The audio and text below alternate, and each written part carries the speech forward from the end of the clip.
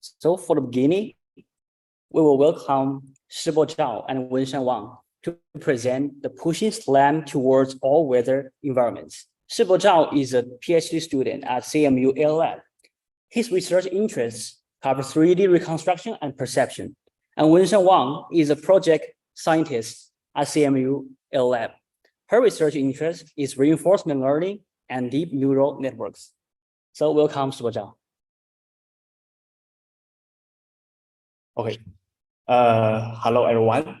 My name is Shibo, and it's my great pleasure to have a talk and share some cool stuff with you. I'm very excited to have this presentation, and I'm happy to be able to be mentored by Professor Wenshan Zhao and Chen Wang and Professor Michael Keyes and Sebastian Scher. So without them help, this talk will not happen today. So for today's talk, I would like to share some 3 efforts that I'm working on to push the robustness of SLAM system. So the first, I will introduce our SLAM challenge. So it's basically from the data set distribution, and it's a kind of the simulation to real world data set in SLAM challenge. And secondly, I will briefly introduce our amniocentric sensor fusion strategy to achieve robust SLAM system and able to online select the most informative sensor in the sensor fusion pipeline. And lastly, I will introduce the uncertainty estimation. So it's a theoretical uncertainty aware multispectral odometry. So maybe we start with the application and motivation for us.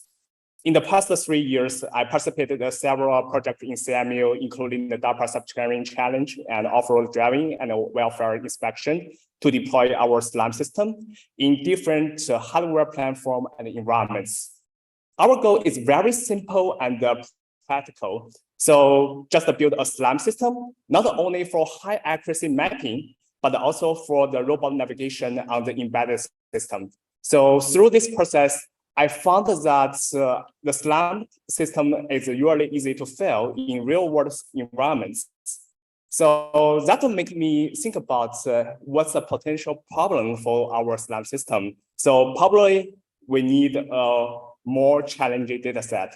So why we need a challenging data set? So we found that existing data sets are relatively easy to run, which usually have a big gap from the data set to real world environments. So most of data sets are not challenging enough, and it only pursues the odometry and the mapping accuracy instead of the robustness and adaptation. So that came to our first ideas to improve the robustness of the SLAM system. So we need a very large data set which should towards all weather environments from the simulation to real world scenario, including the multi-node, multi-robot, and the multi-degeneracy scenario. So because of this, we released the Titan Air and Sub-T Mars data set from the simulation to real world. So the next, Professor Wenshan will introduce the Titan Air data set to us. Thank you, Shibo. Can you hear me? Yeah, we can hear you. Cool. So some of the trajectories in this challenge are coming from Titan Air dataset. So we published this dataset in 2020 and targeting at pushing visual SLAM to solve long-tail challenging cases. Another main objective is to facilitate learning-based odometry and SLAM models by providing large-scale training data. We collected data in 20 diverse environments in all kinds of challenging cases. The data was collected in photorealistic simulations so that we can get reliable ground truth and multimodal sensing data. The Titan Air dataset is well received in the community, and we see an average of over 1 terabyte download every day. It was used in CVPR 2020 SLAM challenge.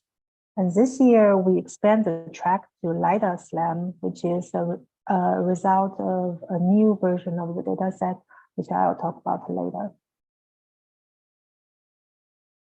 So we see a trend that Titan Air is used more and more for learning-based SLAM because because of its diversity in scenes and motion patterns. That's an advantage of using simulation because previous SLAM dataset collected in using physical robots are constrained and biased by the hardware. Only in simulation, you can generate these random motion in 3D space, which allows you train a model that can be generalized to all kinds of robots. In this SLAM challenge, we provide both simulation data and real-world data. One thing we want to see is how well a learning-based method can be generalized from simulation to real world. So we are very excited to announce that PartnerAir V2 is coming with a more ambitious goal of pushing the research in general robot perception instead of just the visual SLAM. In general, V2 contains more environments, more modalities. It's more challenging, less biased, and more flexible. V2 is one order of magnitude larger than the previous version.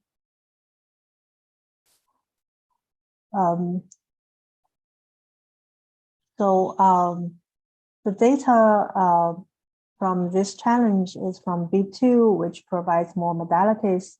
We started to see more and more algorithms, not only for SLAM, but also for depth estimation, visual transformer, and multi-model pre-training, and even foundation model that take advantage of our data set.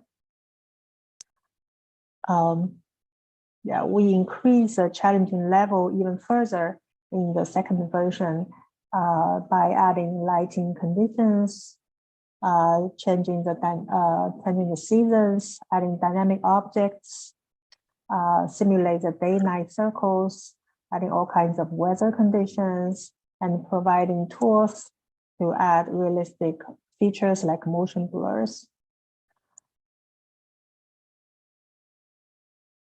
Our data set is not only a set of pre-collected trajectories, we provide tools that allows the users to customize the data according to their own needs.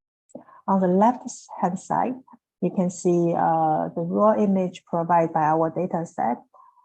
Users can arbitrarily change the camera intrinsics, distortion, and camera orientation to get the types of training data they need. As shown on the right side, for example, people from self-driving community could remove the roll and pitch rotation of the camera by resampling the images. Our target is to facilitate development of generalizable models that can work on different platforms with different types of cameras or LiDARs in challenging scenes. Okay, back to you, Shibo. Okay, thanks, Wenshan. So that will help us to announce our ICCV'23 SLAM challenge because it's combined simulation data set from the PartnerAir and the real world data set from Sub-T Mars, including the off-road, carrying, indoor, cave, dust, and smoke illumination changes environments. So the ICCV'23 SLAM challenge provides its more diverse data set compared to the existing KT data set or Europe data sets. So here is the introduction for our ICCV SLAM challenge.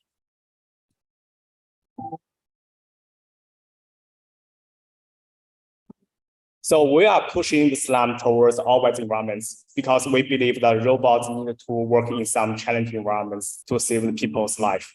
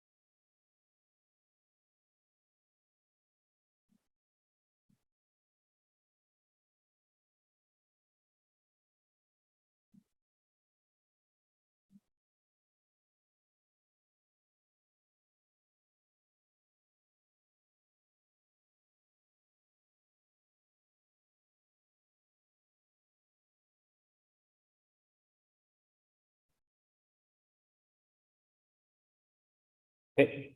So in our up to now, so they are in our ICCV Slam challenge. So here I would like to have a brief summary. So up to now, there are roughly 1,800 visits in 2 weeks, with 120 unique visitors in our websites. And up to September 25th, there are already 15 teams among finished the challenge report. The final subchallenge report is roughly October 15th, and the final ranking will be released around the October 22nd. So we will schedule another meeting to discuss all the solution. So for the latest news, please check the our website. Okay, so however, is this enough just providing the large data set to improve the robustness of SLAM system? So the answer is no. So we believe that the sensor fusion algorithm should always be improved. We believe that a robust SLAM system should have online adaptation capability for diverse environments. So to solve this issue, and we believe that probably the amniocentric sensor fusion might be a better way to overcome degeneracies. So instead of combining all sensor data into a full-blown factor graph, superdrometry divides the big factor graph into several sub-factor graphs. So it's called the visual odometry factor graph, laser odometry factor graph, and amnio odometry factor graph. So our system follow a very key insight. So we believe that amnio and its system estimation can be very accurate as long as the base drift is well constrained by other sensors. Therefore, superodometry uses the amnio as a primary sensor. It uses observation, provides the visual initial odometry, LiDAR initial odometry, and constrains the acceleration bias and the general acceleration bias. So in return, the constrained amnio odometry provides the prediction to the YO and LIO, which recover the motion in a coarse-to-fine manner. So to adapt to different environments, and it applies online adaptation and to select which sensor to constrain the bias of amnio when the environment is changing. So because of the time constraints, I cannot explain too much about this algorithm. So for detail, please check our paper. So here is a summary result from superodometry, and we test the superodometry in various challenging environments. And this is happening in the DARPA subchallenge challenge. And in the beginning, the small drone actually is out of control, but even this happens, and superodometry can still overcome the rotation of the small drone. And we also test the superodometry in the dense smoke environments. And it's working well because it's using the thermal camera to overcome its estimation.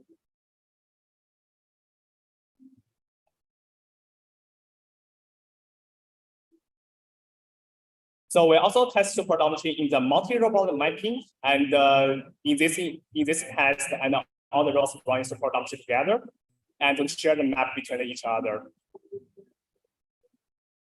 So we test the superodometry on the small drone and the ground vehicle in this environment, and this is a map from the other robots, and the different color represent the map from different robots.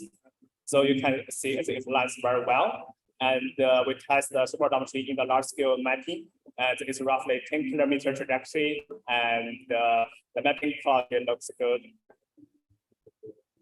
So we also test the superodometry in this off-road test, and it's a high speed and it's open area, and it's very challenging to test SLAM algorithm in such area, but because we fuse a visual GPS together, and it can still solve this problem. And we test it in the kernel environments. And this kernel is roughly 1 kilometer trajectory. And in this scenario, we use the visual odometry and to help the superodometry to overcome the drift along the forward direction. And this is the mapping result we obtained from the algorithm, and it looks good. So we also test it in the Lego robots, and with the multiple floor mapping, and from indoor to outdoor. And In this scenario, I think the big challenge is that because the LiDAR usually cannot provide enough constraint in the Z direction. So because we use a visual sensor to assist this LiDAR solution, so it can still work well in such environments. So we also test the algorithm in the snow environments.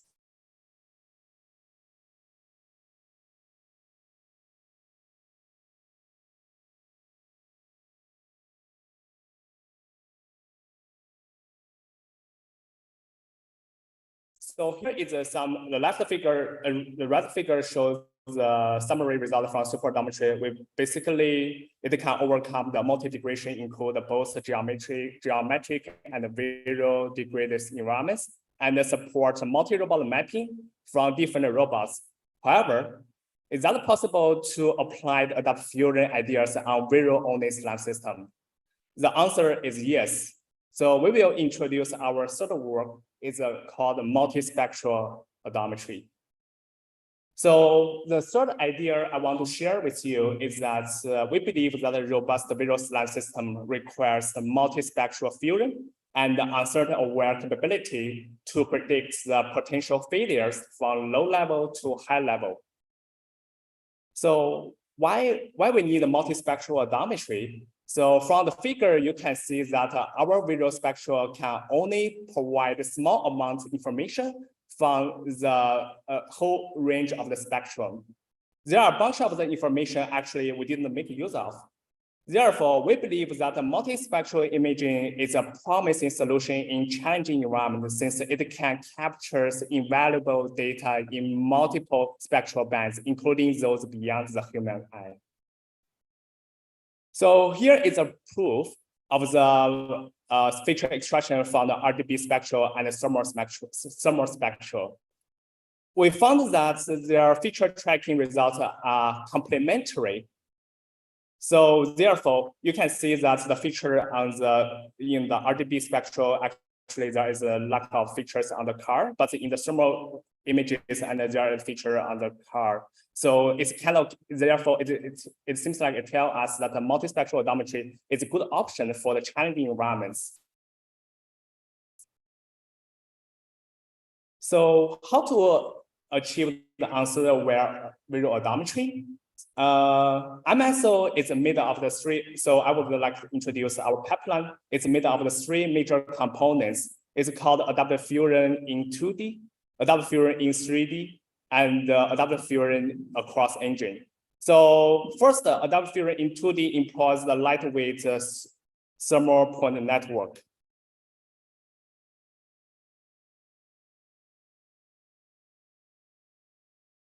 We first use a thermal point network to achieve robust feature detection on both thermal and RGB images.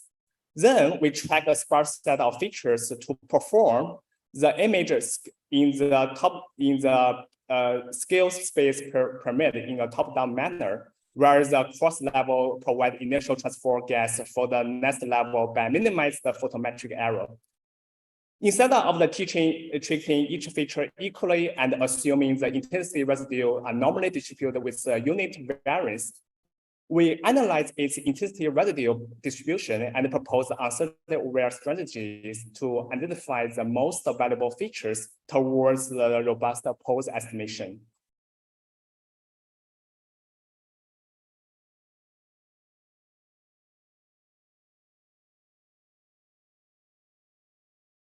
Given that we have already estimated uncertainty stemming from the 2D photometric error, so it naturally raises the question that how to extend this 2D uncertainty into the domain of the 3D space, bridging the gap between the 2D images and the 3D geometry.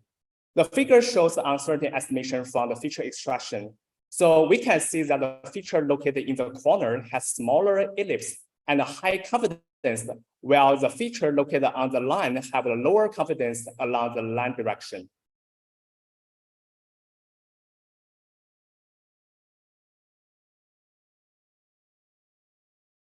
We use the uncertainty transform to sample the location of the pixel from 2D uncertainty. For each sample, we can obtain the Bayer vector from the 2D and into the 3D space.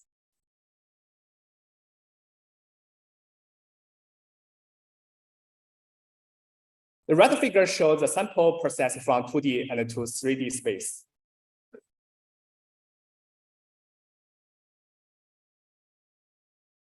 And finally, the intersection of the two Bayer vectors between the host frame and the target frame represent the sample of the uncertainty in the 3D space.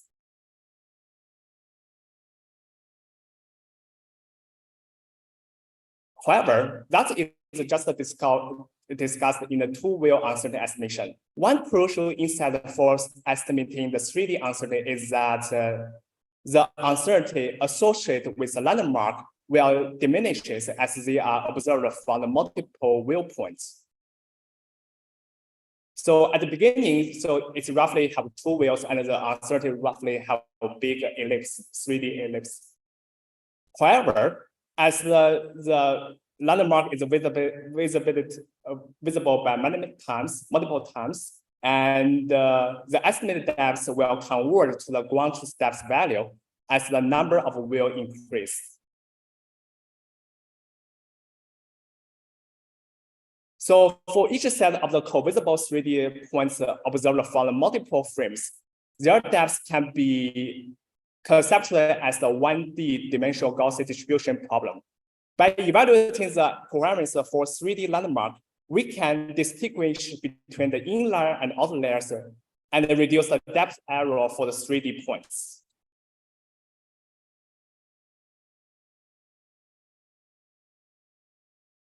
And finally, I would like to introduce adaptive fusion across the engine. So active selects the most informative measurements between the uncertainty estimation from the 2D to 3D, even achieve a seamless software switching scheme across modality based on the change of the environments. So basically, it includes two components. The first is a merit weighting. Instead of describing the entire frames or sensor data, so our pipeline evaluates the quality of each measurement and sets them with different weights. And we also actively select the constraints. If there is a substantial depth variance from 3D points or pixel variance from 2D pictures, and their corresponding mark will be removed.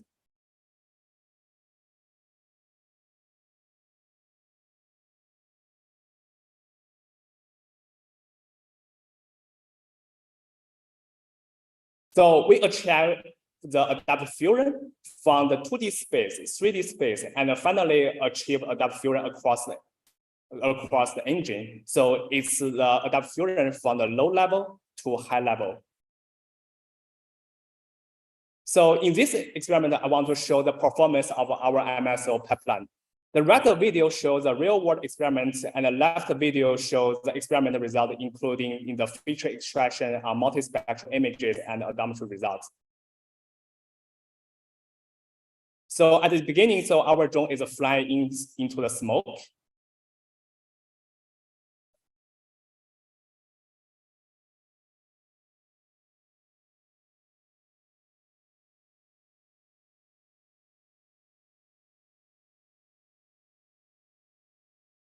So we test our pipeline in the dense smoke. In these events, RGB usually provides rich information compared to the thermal camera.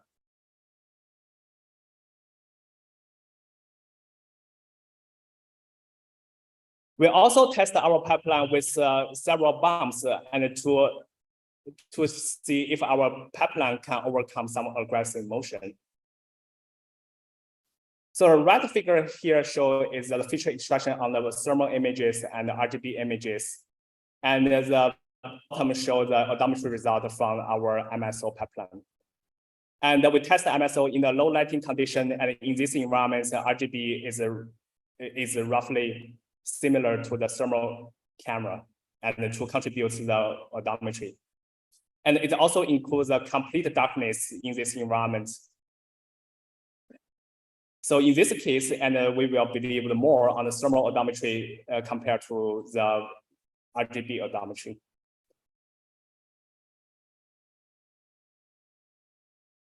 And we also test the MSO in very dense smoke environment. And in that case, it will completely degrade to the thermal odometry pipeline.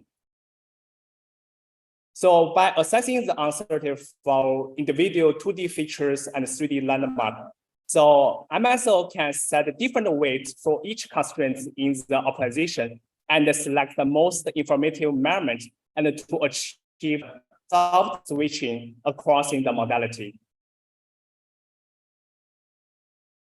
So basically here is the summary of our MSO pipeline. The first, we propose a multispectral initial state estimator. And secondly, we propose a hierarchical adaptive fusion pipeline and explore the uncertainty from the 2D features, 3D landmark, and engines. And thirdly, it's a multi-camera system and support an arbitrary number of thermal or RGB camera setup with various camera model. And lastly, it incorporates the learning features with radio with the traditional method and to achieve real-time performance. So this is the first time and we are making the visual odometry pipeline to possible to overcome both darkness and smoke environments. The endpoint error actually is roughly 4.08 meters within 173 trajectory in this scenario. As our drone navigates through the both smoke and the clear darkness in environments repeatedly, so our pipeline adaptively transition between the modality from the visual odometry encoded in the green trajectory, multispectral odometry encoded in the blue trajectory, and the thermal odometry encoded in the red trajectory. Okay, I think it's time to close our discussion here. So for today's talk, I just want to share the 3 messages to improve the robustness of the SLAM system. The first, in the data distribution level, we believe that our SLAM requires data set towards all weather environments from the simulation to real world. The second thing I want to share with you is that in the sensor fusion perspective, our SLAM requires adaptive and adjustable capability for diverse environments. Probably, amniocentric sensor fusion pipeline might be the better way to overcome all these degeneracies. Lastly, in the correspondence perspective, our SLAM requires the uncertainty-aware capability and should be able to predict the potential failures from low level to high level. So robots, actually, we believe that it's not limited to the household robots. Actually, it is for the better human understanding. We believe that robots should also include the field robots and could be operated in some challenging environments to save the people's lives. Thank you.